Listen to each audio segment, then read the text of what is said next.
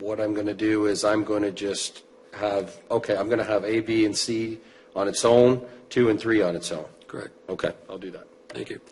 To staff, my understanding is if council wishes to, or committee wishes to make a recommendation on a change of the procedural bylaw, what is the public notification process that has to be followed?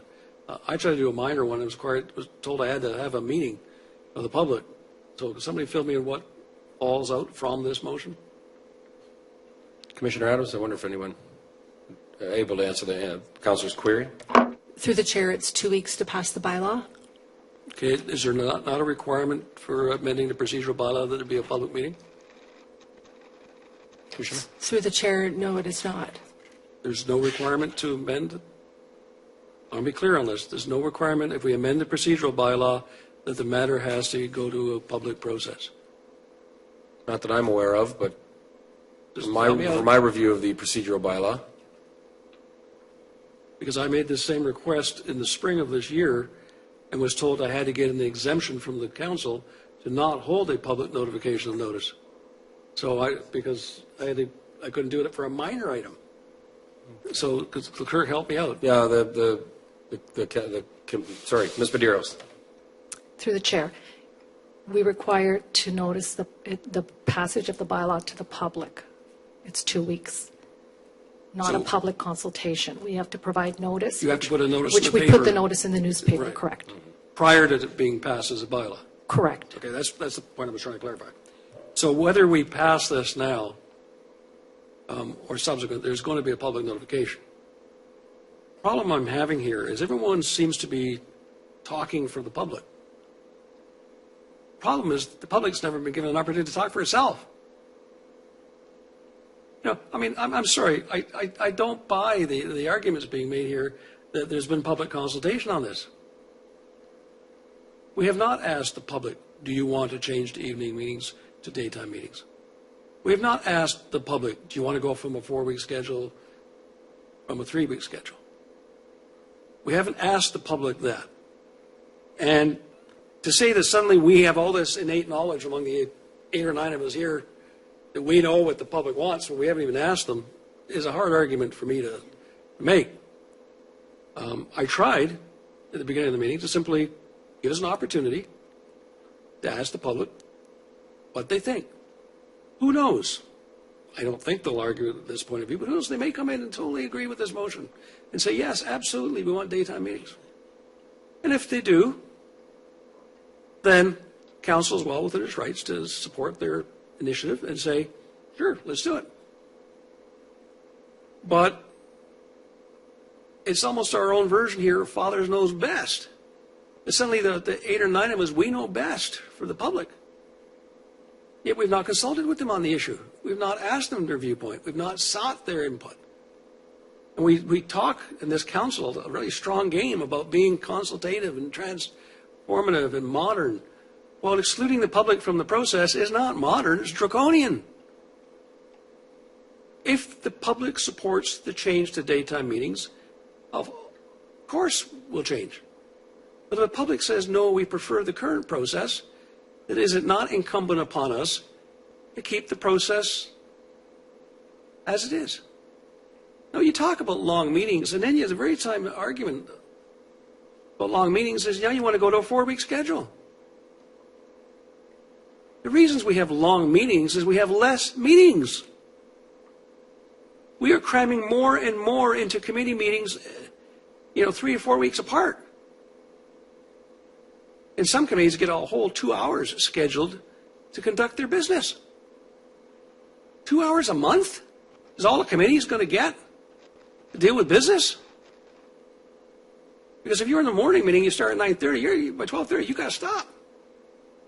3 hours. My apologies, quick math there. 3 hours. That's what you got. 3 hours a month to deal with the people's business? And we say that's modernization?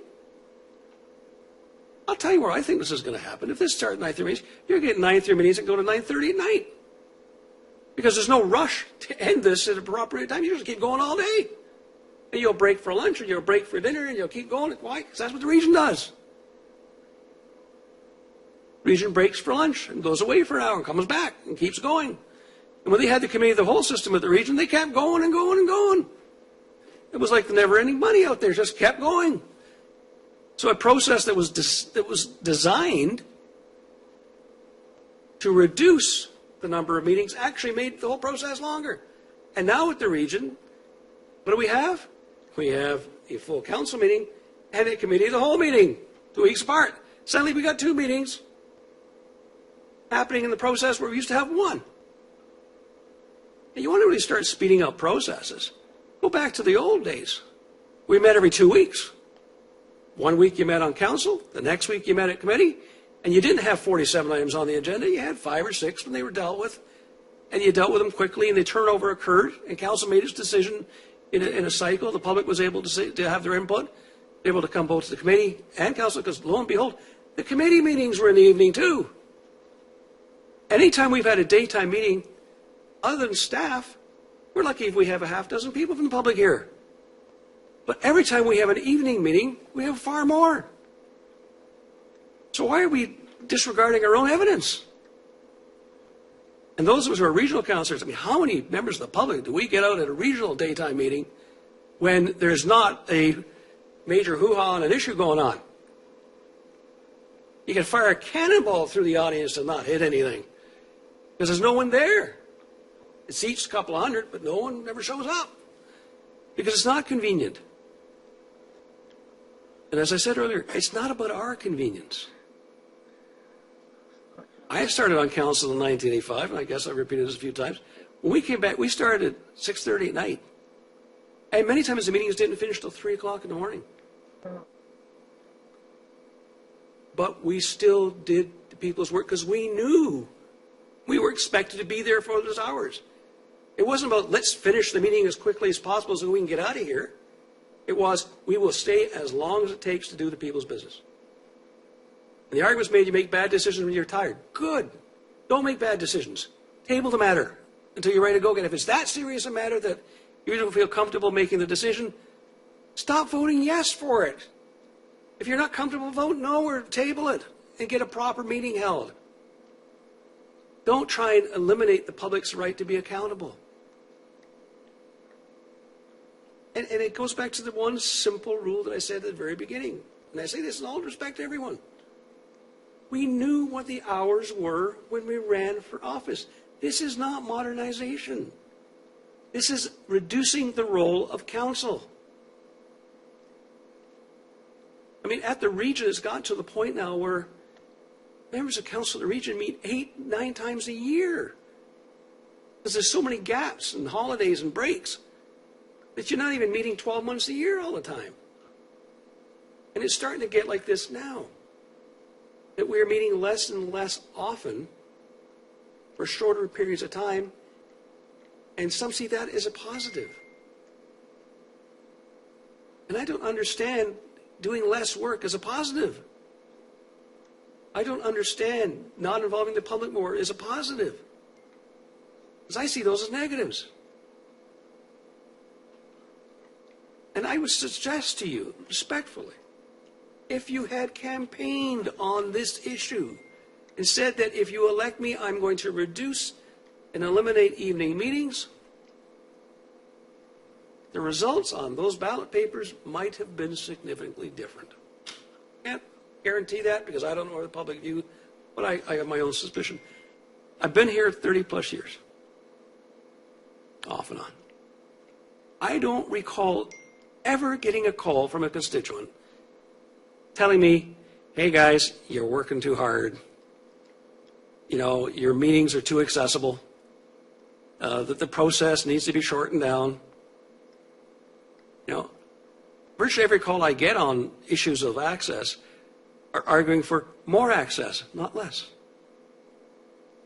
And the voters want to know what you're doing before you decide, not after your decision. So trying to use the webstream as a way to justify this process means that we're going to tell the public what we decided after we decided it, rather than seeking their input prior to us making the decision. Now, is that really the democracy we want? Is that truly the message that we want to send? If we only want your involvement afterwards, my God, we've done enough of that this term with issues blowing up after we've made silly decisions and they have to backtrack and reverse stream. I fear, my friends, that we're leaning with our chin again, once more into the fray. Road to 600. Well, you know what happened to them? You know, it's a mixed metaphor, but you get the point, yeah.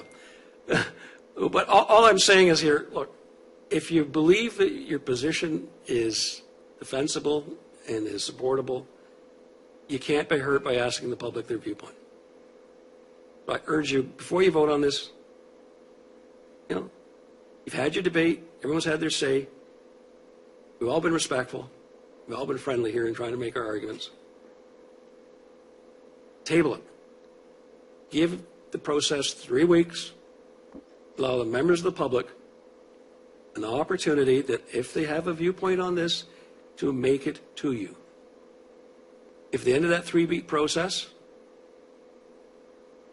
nothing's changed and there's no objections been raised and people aren't concerned, allow the ads to be put,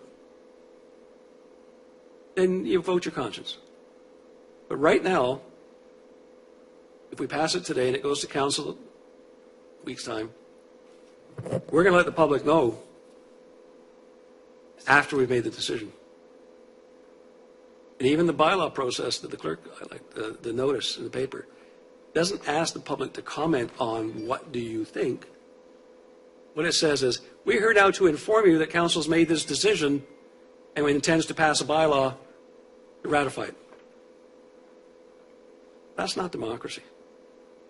That's not why we ran for office. So do what you got to do. All I'm saying here is if you truly believe you're right, ask the people. Thank you, Councillor. Moving on to Councillor, I have Mayor Petrie and then McConkey and then Mayor Carter.